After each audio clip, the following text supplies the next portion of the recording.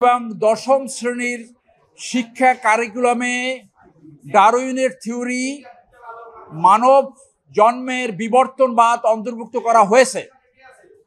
এইটা প্রফেসর জাফর সাহেব এই গত রেজিমে ইনক্লুড করেছিল, যেটা নিয়ে অত্যন্ত সমালোচনা হয়েছে, বিতর্ক হয়েছে, সংসদে আলোচনা হয়েছে। পৃথিবীর কোথাও ক্যামব্রিজের কারিকুলামে ও লেভেলসে এবং অনেক দেশে মাধ্যমিক লেভেলে এই বিবর্তনবাদ পড়ানো হয় না। বিবর্তনবাদ পড়ানো হলে কোমলমতি শিশুদের মনে এক ধরনের চাপ সৃষ্টি হয়। সেই জন্য ক্যামব্রিজের শিক্ষা কারিকুলামে মাধ্যমিক লেভেলে তারা এটা ইনক্লুড করেনি।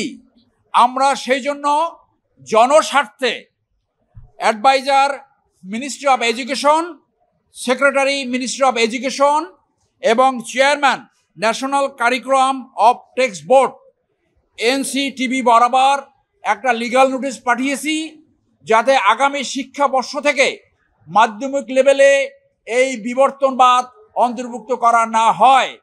তারা যদি আমাদের লিগ্যাল নোটিশের পরে কার্যক্রম গ্রহণ না করে, তাহলে আমরা আদালতের দ্বারস্থ হব এবং তাদেরকে বাধ্য করব আমাদের এই দাবি পূরণ করার জন্য।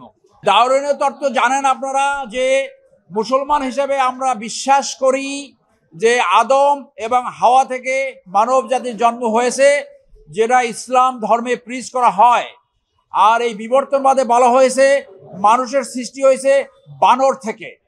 এইটা রিসার্চের জন্য, গবেষণার জন্য ইউনিভার্সিটি লেভেল উচ্চ পর্যায়ে পড়াতে পারে, কিন্তু মাধ্যমিক পর্যায়ে যেহেতু পৃথিবীর কোনো দেশে নাই, আমাদের দেশে এইটা থাকা কোনোভাবেই বাঞ্ছনীয় নয়, যেখানে 92% মুসলিম জনগোষ্ঠী। সেই জন্যই আমরা জনস্বার্থে এই লিগ্যাল নোটিশ প্রেরণ করেছি। এটা কোনো রিপারকেশন হওয়ার কোনো সম্ভাবনা নাই এই কারণে, কারণ ক্যামব্রিজের কারিকুলামে নাই, ও লেভেলসের কারিকুলামে নাই, ইন্ডিয়া সহ অনেক দেশে এইটা মাধ্যমিক লেভেলে নাই, উচ্চ পর্যায়ে লেভেল আছে।